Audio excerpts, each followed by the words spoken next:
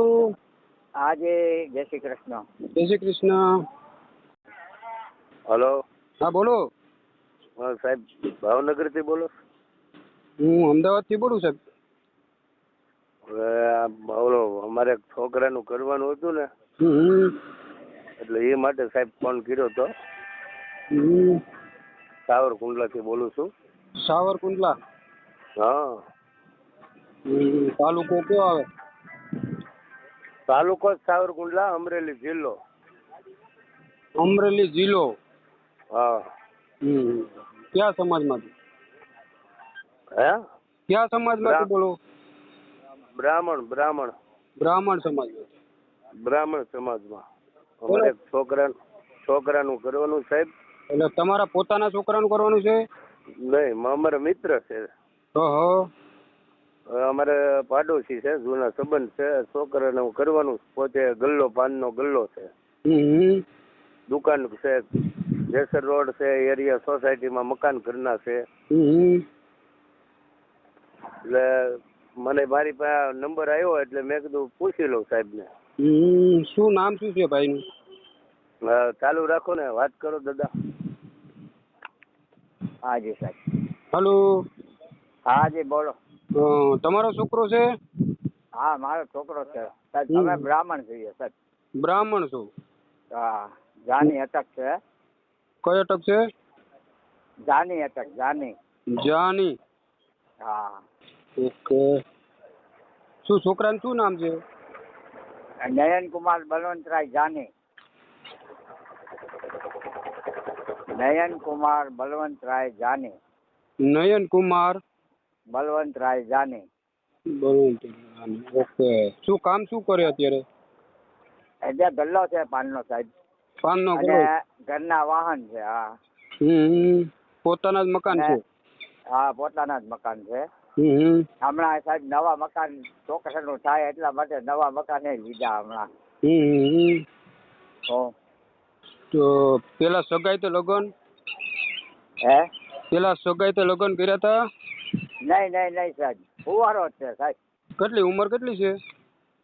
એ લગભગ 35 જેવી છે. 35 થી 38 જેવી હશે સાહેબ. કેમ એટલો સમય જવા દીધો સાહેબ? એમાં શું છે, પાછો બીમાર થઈ ગયો હતો વચમાં, એટલે એને દાખલ કર્યો હતો સિવિલ હોસ્પિટલ રાજકોટમાં. ત્યાર પછી હમણાં નળી 2 બ્લોક આવી હતી. એટલે આ બધા આરસાની અંદર પછી કઈ સાહેબ બહુ લાંબુ ઓલું થયું નહીં. અને આ અશોકભાઈ કરીને આપણા મિત્ર છે, પાડોશી છે, એમની પાસે એડ્રેસ આવ્યું એટલે તમને સાહેબ ફોન કર્યો. બરોબર. કેટલા બાબા કેટલા છે તમારે? મારે એક બાબો ને એક બેબી છે. બેબી છે હારે છે, વેરાવળ. સાહેબ આવી પરિસ્થિતિમાં પછી કઈ બહુ ઓલું કરાય એવું નહોતું, સમજી ગયા? અત્યારે હાવ વેલ છે, સમજી ગયા? અત્યારે તો કમ્પ્લીટ છે ને? કમ્પ્લીટ હા. ઓકે. 36 વર્ષ ઉંમર? હા.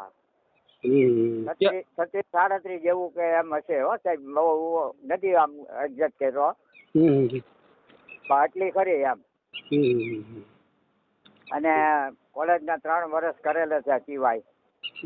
કોલેજ કરેલો છે ભાઈ?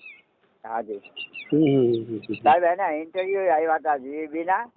આ અરસામાં એ બીમાર હતો અને ઇન્ટરવ્યુ આવ્યું એટલે હું એને ત્યાં લઈ ગયો. એટલે સાહેબે પરિસ્થિતિ જોઈ ને એટલે મને કે હવે આ ગડરનો થાંભલો એ ચડી ન આપે, અને ત્યાર પછી કે નેક્સ્ટ ટાઈમ પાછું ઇન્ટરવ્યુ એક આવશે ને તો હું તમને પાછો જણાવીશ કે. એટલે એને કીધું એમ. પછી એક આવ્યું હતું લાઠીમાં ઇન્ટરવ્યુ. પણ ન્યાય આમ પૂગી શકાય એવું હતું નહીં, કારણ કે આરામની જરૂર હતી ખાસ. એને કમળામાંથી કમળી થઈ ગયેલી, સમજી ગયા? એટલે પરિસ્થિતિ બધી આવી હતી, સમજી ગયા? અત્યારે પાનનો ગલ્લો છે? હા. અને નોકરીનો વાહન છે, રિક્ષાઓ છે આપણી પાસે. અત્યારે નોકરીનો સાનસ તો મળે એમ છે જ. હા. બરોબર ને? હાજી. અત્યારે તો સમજી લો એ છોકરાને નોકરીનો એક બાર તો ચાન્સ તો મળશે જ. હા હા હા ઇન્ટરવ્યુ તો સાહેબ ચાલુ. એમ તો આમાં એસટી માં ઇન્ટરવ્યુ 2-3 ભરેલા છે. પણ હવે એમાં તો શું છે, લેડીઝ ને ફર્સ્ટ લે છે એટલે કઈ વારો નથી આવ્યો એમાં.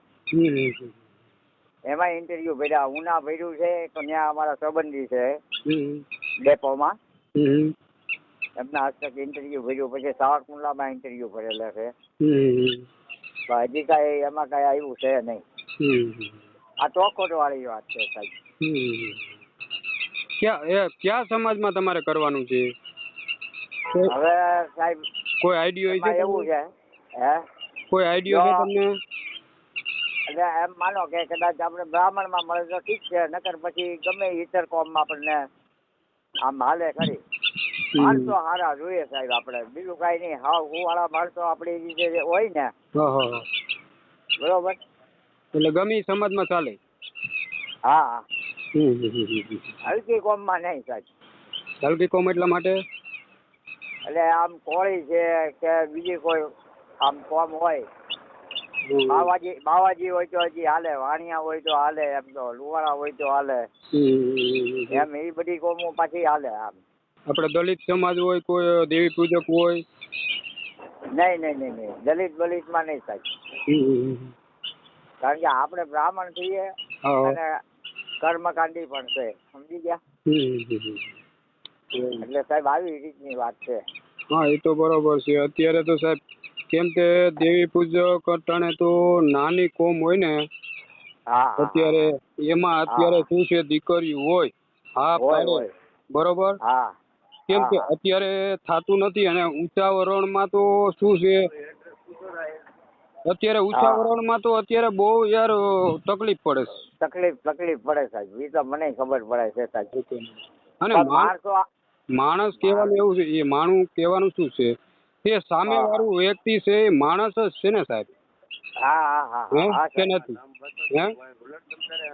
એક મિનિટ સાહેબ, આ લાભ કનૈયા કહેવાય છે, સુરેશભાઈ, હરેશભાઈ. હા હરેશભાઈ, હા એ આપણું જ ને? હા આપણું જ. હાજી. એટલે એ અશોકભાઈ મને બતાવ્યું, મને કે આ સાહેબ ઈ જ છે ને એમ. હા ઈ જ છે સાહેબ, અમદાવાદથી બોલું. થેન્ક યુ સાહેબ. બરોબર, અમદાવાદથી બોલું છું. એટલે સમજી લો ને, બ્રાહ્મણ સમાજમાં વધારે થાય તો સારું એમ ને? હા ઈ છે, વાણિયા છે. આપણે માણસો બરોબર પરફેક્ટ જોઈએ આમ.